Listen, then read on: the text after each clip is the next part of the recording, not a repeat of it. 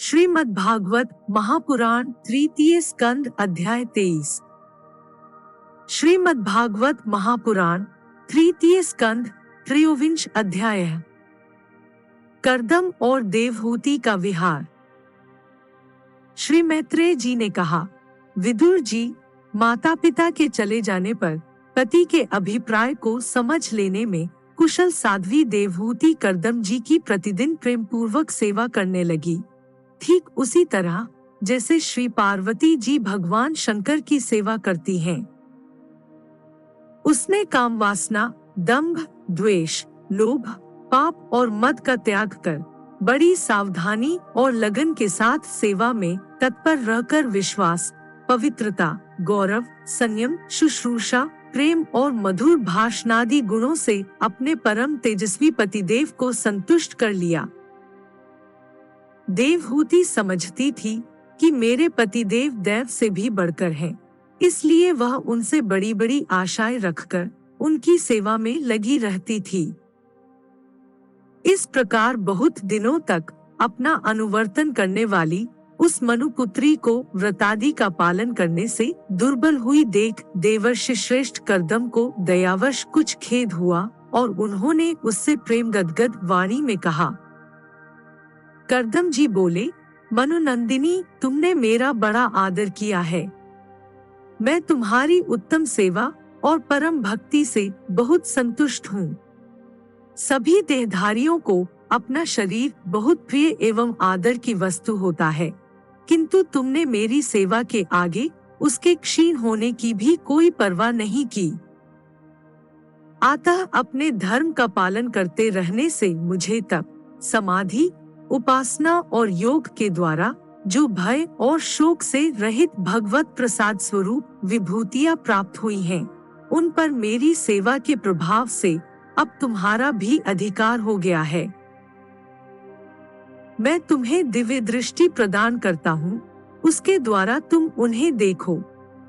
अन्य जितने भी भोग हैं, वे तो भगवान श्रीहरि के भ्रुकुटी विलास मात्र से नष्ट हो जाते हैं, अतः वे इनके आगे कुछ भी नहीं है।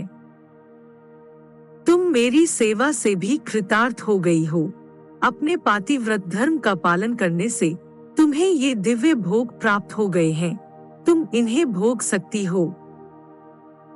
हम राजा हैं, हमें सब कुछ सुलभ है। इस प्रकार जो अभिमान आदि विकार हैं, उनके रहते हुए मनुष्यों को इन दिव्य भोगों की प्राप्ति होनी कठिन है।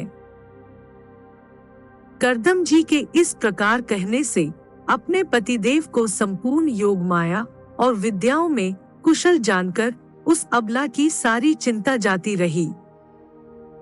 उसका मुख किंचित संकोच भरी चितवन और मधुर मुस्कान से खिल उठा और वह विनय एवं प्रेम से गदगद वाणी में इस प्रकार कहने लगी।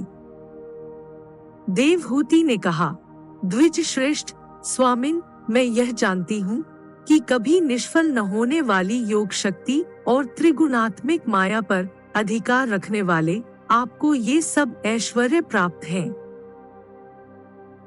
किंतु प्रभु, आपने विवाह के समय जो प्रतिज्ञा की थी कि गर्भाधान होने तक मैं तुम्हारे साथ गृहस्थ सुख का उपभोग करूंगा, उसकी अब पूर्ति होनी चाहिए। क्योंकि श्रेष्ठ पति के द्वारा संतान प्राप्त होना पतिव्रता स्त्री के लिए महान लाभ है।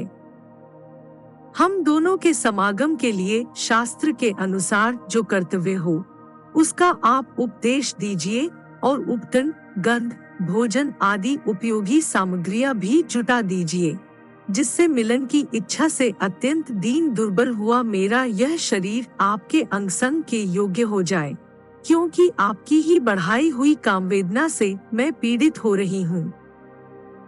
स्वामिन, इस कार्य के लिए एक उपयुक्त भवन तैयार हो जाए, इसका भी विचार कीजिए। मैत्रेय जी कहते हैं, विदुर जी, कर्दम मुनि ने अपनी प्रिया की इच्छा पूर्ण करने के लिए उसी समय योग में स्थित होकर एक विमान रचा, जो इच्छानुसार सर्वत्र जा सकता था। यह विमान सब प्रकार के इच्छित भोग सुख प्रदान करने वाला, अत्यंत सुंदर, सब प्रकार के रत्नों से युक्त, सब संपत्तियों की उत्तरोत्तर वृद्धि से संपन्न तथा मणिमय खंभों से सुशोभित था। वह सभी ऋतुओं में सुखदायक था और उसमें जहाँ तहाँ सब प्रकार की दिव्य सामग्रियां रखी हुई थीं, तथा उसे चित्र विचित्र रेशमी झंडियों और पताकाओं से खूब सजाया गया था, जिन पर भ्रमरगण मधुर गुंजार कर रहे थे। ऐसे रंग बिरंगे पुष्पों की मालाओं से तथा अनेक प्रकार के सूती और रेशमी वस्त्रों से वह अत्यंत शोभायमान हो रहा था। एक के ऊपर एक बनाए हुए कमरों में अलग अलग रखी हुई शैया, पलंग, पंखे और आसनों के कारण वह बड़ा सुंदर जान पड़ता था। जहाँ तहाँ दीवारों में की हुई शिल्प रचना से उसकी अपूर्व शोभा हो रही थी। उसमें पन्ने का फर्श था और बैठने के लिए मूंगे की वेदियां बनाई गई थीं। मूंगे की ही देहलियां थीं। उसके द्वारों में हीरे के किवाड़ थे तथा इंद्रनील मणि के शिखरों पर सोने के कलश रखे हुए थे। उसकी हीरे की दीवारों में बढ़िया लाल जड़े हुए थे, जो ऐसे जान पड़ते थे मानो विमान की आंखें हों, तथा उसे रंग बिरंगे चंदोवे और बहुमूल्य सुनहरी बंधनवारों से सजाया गया था। उस विमान में जहाँ तहाँ कृत्रिम हंस और कबूतर आदि पक्षी बनाए गए थे, जो बिल्कुल सजीव से मालूम पड़ते थे। उन्हें अपना सजातीय समझकर बहुत से हंस और कबूतर उनके पास बैठ बैठकर अपनी बोली बोलते थे। उसमें सुविधानुसार क्रीड़ा स्थली, शयनगृह, बैठक, आंगन और चौक आदि बनाए गए थे, जिनके कारण वह विमान स्वयं करदम जी को भी विस्मित सा कर रहा था। ऐसे सुंदर घर को भी जब देवहूति ने बहुत प्रसन्न चित्त से नहीं देखा, तो सबके आंतरिक भाव को परख लेने वाले करदम जी ने स्वयं ही कहा, भीरू, तुम इस बिंदुसर सरोवर में स्नान करके विमान पर चढ़ जाओ। यह विष्णु भगवान का रचा हुआ तीर्थ मनुष्यों को सभी कामनाओं की प्राप्ति कराने वाला है। कमल लोचना देवहूति ने अपने पति की बात मानकर सरस्वती के पवित्र जल से भरे हुए उस सरोवर में प्रवेश किया। उस समय वह बड़ी मैली कुचैली साड़ी पहने हुए थी। उसके सिर के बाल चिपक जाने से उनमें लटे पड़ गई थीं। शरीर में मैल जम गया था तथा स्तन कांतिहीन हो गए थे। सरोवर में गोता लगाने पर उसने उसके भीतर एक महल में 1000 कन्याएं देखीं।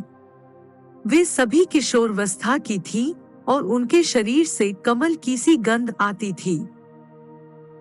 देवहूति को देखते ही वे सब स्त्रियां सहसा खड़ी हो गईं और हाथ जोड़कर कहने लगीं, हम आपकी दासियां हैं, हमें आज्ञा दीजिए, आपकी क्या सेवा करें। विदुर जी, तब स्वामिनी को सम्मान देने वाली उन रमणियों ने बहुमूल्य मसालों तथा गंध आदि से मिश्रित जल के द्वारा मनस्विनी देवहूति को स्नान कराया तथा उसे 2 नवीन और निर्मल वस्त्र पहनने को दिए।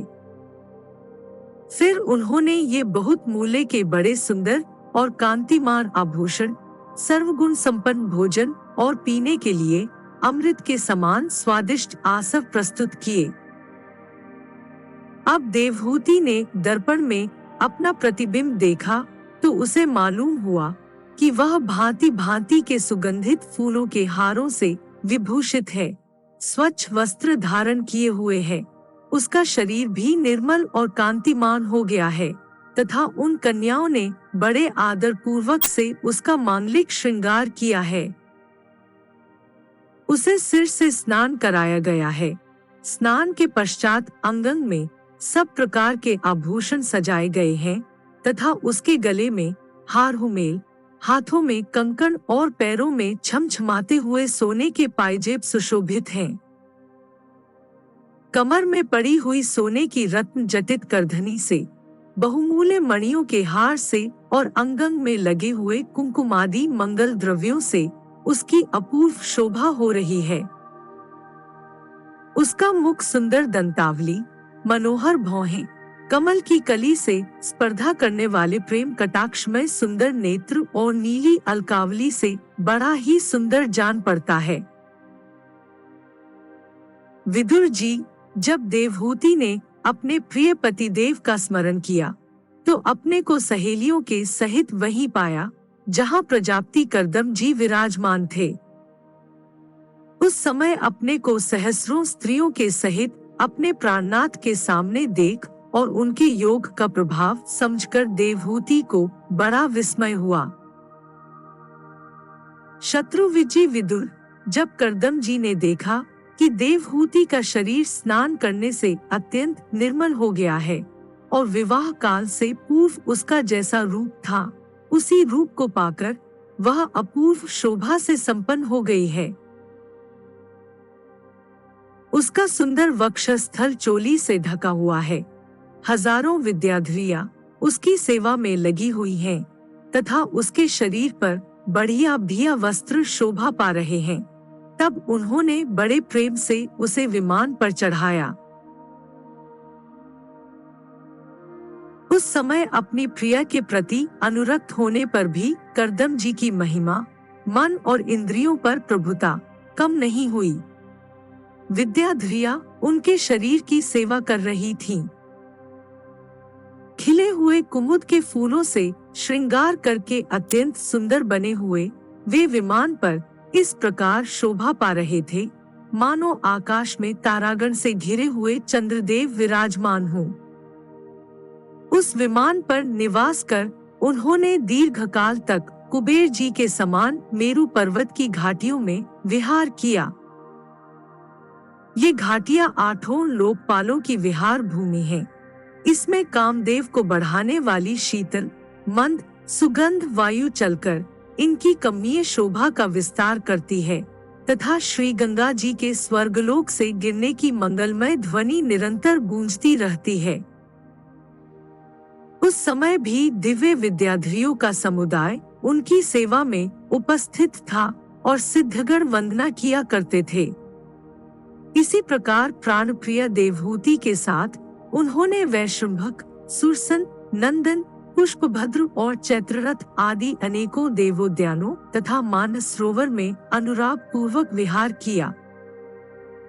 उस कांतिमान और इच्छानुसार चलने वाले श्रेष्ठ विमान पर बैठकर वायु के समान सभी लोकों में विचरते हुए कर्दम जी विमान विहारी देवताओं से भी आगे बढ़ गए।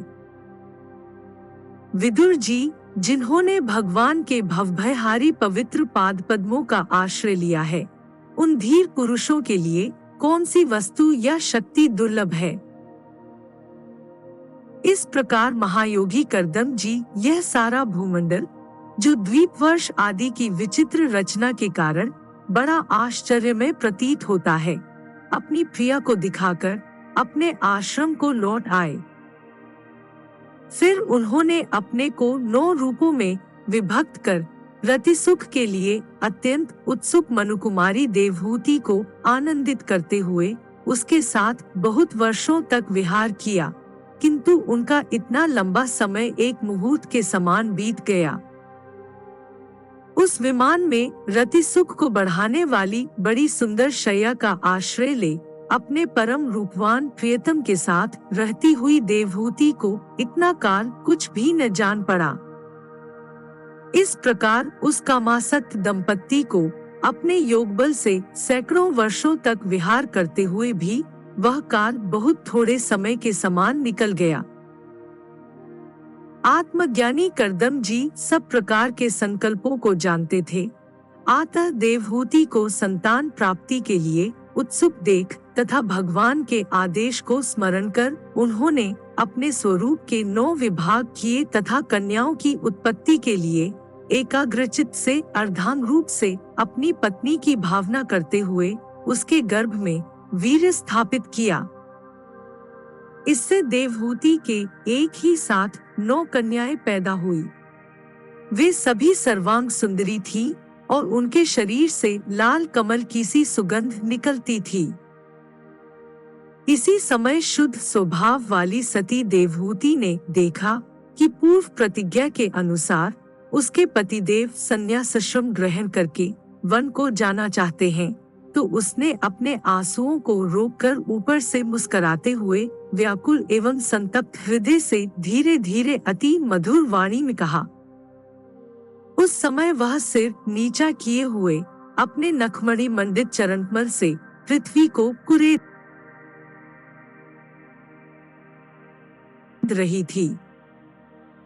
देवहूति ने कहा, भगवन, आपने जो कुछ प्रतिज्ञा की थी वह सब तो पूर्णतः निभा दी, तो भी मैं आपकी शरणागत हूँ, अतः आप मुझे अभयदान और दीजिए। ब्राह्मण, इन कन्याओं के लिए योग्य वर खोजने पड़ेंगे और आपके वन को चले जाने के बाद मेरे जन्म रूप शोक को दूर करने के लिए भी कोई होना चाहिए। प्रभु, अब तक परमात्मा से विमुख रहकर मेरा जो समय इंद्रिय सुख भोगने में बीता है वह तो निरर्थक ही गया। आपके परम प्रभाव को न जानने के कारण ही मैंने इंद्रियों के विषयों में आसक्त रहकर आपसे अनुराग किया, तथापि यह भी मेरे संसार भय को दूर करने वाला ही होना चाहिए।